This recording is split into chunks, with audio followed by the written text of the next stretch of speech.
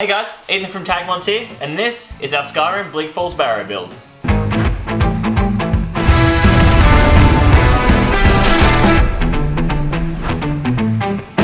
So Corsair hit us up a little while ago, and they asked us to do a build based on the most influential game from the last decade.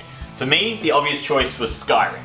This came with a few pitfalls, because obviously SKYRIM's a pretty vast game, so narrowing down the design took quite a bit of brain power. The trick was trying to find the balance between an iconic scene from SKYRIM and something that's recognisable to the general public. I settled on Bleak Barrow because it's one of the first major landmarks you come across. Now let you know why I chose Bleak Barrow, let's show you how I built it.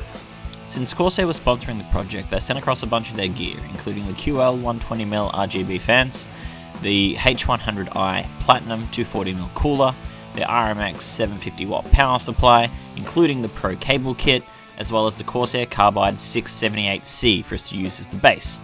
Our good friends at Aorus also sent across the 2070 Super and their Z390 Master motherboard, while M-Wave provided us the 9700K, but Corsair wasn't done yet. They sent us across the MP510 M.2 SSD and a 32GB kit of their Vengeance Pro memory. And just for something different, Corsair also provided the K70 Mark II, the Virtuoso wireless headset, and the M65 Elite mouse for us to mod as well.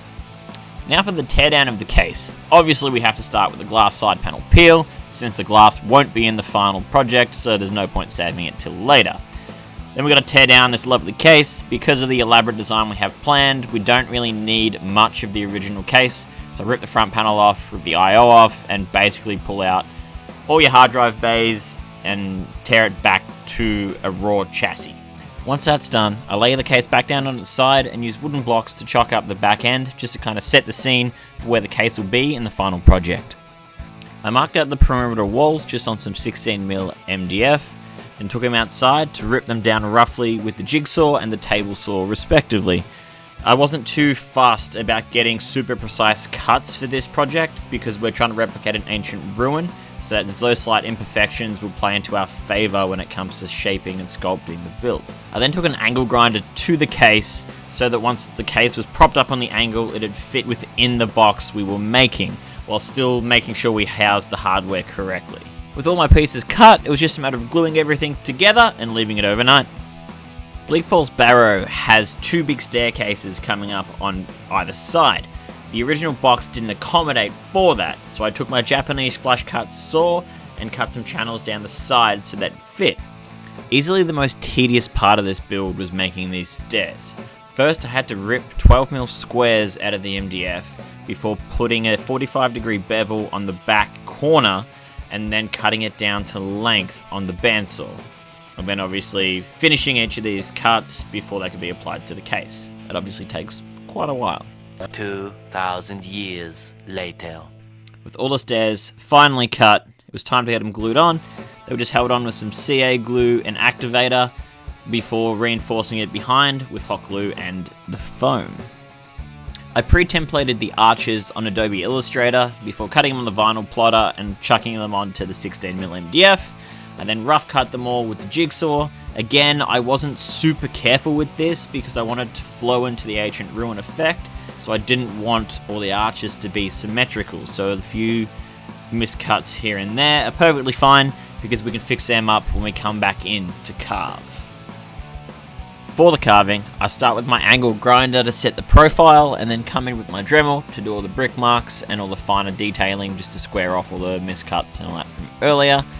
For the finer details, I purely use my Dremel to round off all the edges and carve in the finer details by boring the bit in through the MDF for the undercuts for the beak and all that kind of such for the arch with the bird on top. I then come in with some lighter stone details that'll be picked up when we do our black wash later, just to add in that extra depth and fine detail in the product.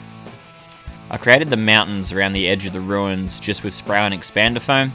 I kept looking at my reference image while applying this just to get it as close and accurate as possible, also making sure I got a healthy amount underneath the stairs just to hold them in place, and I just left this overnight to dry. The next morning, the foam was all set up, so it was time to shape it to actually make it look like rocks and not just balls of expander foam. I achieved this pretty simply just with a plasterer's knife and a wire file brush, just going around until I was happy with the textures and there were no like super smooth balls of expander foam left. Onto priming the case, I covered the whole case in a pretty generous layer of all-purpose grey primer before coming in with the angle grinder and rounding over all the edges and squaring up all the uneven edges. The reason I primed before grinding was because then I could clearly see where I hadn't been with the grinder. It's just a little trick that smooths the process out a whole bunch.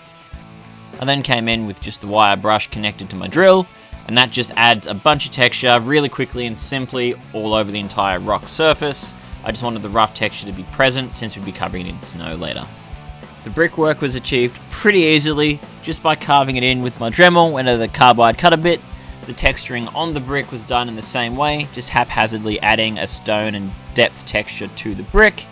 I then came in with that wire brush again just to add an extra layer of texture before carving in some finer cracks and stones in the top surface. With all the carving done, I threw down the base layers of grey before taking it inside for some detail painting. With the case inside, I also took the opportunity to mount the arches just by screwing them in from underneath. Our detail paint was achieved with a black acrylic wash, applying it generously across the whole case and then wiping it off the high points with a microfiber cloth.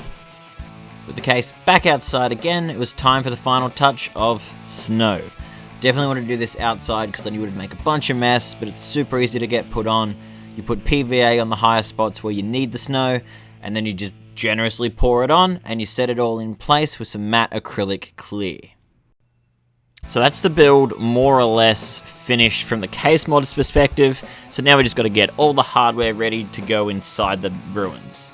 So I prepped the motherboard by putting our 9700K, our MP510 M.2 SSD, and our 32GB Corsair kit in, before throwing everything else in the case and mounting it in the back of our ruins, ready for B-roll. While you watch all the hardware going in, I just want to cover the peripheral mods.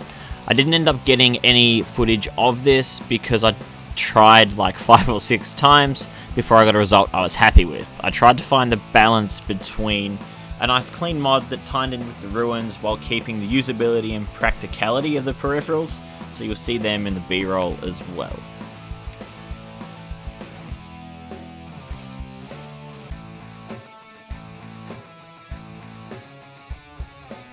So that's pretty much it for the entire building process of this case mod, so without any further ado, here's our finished product.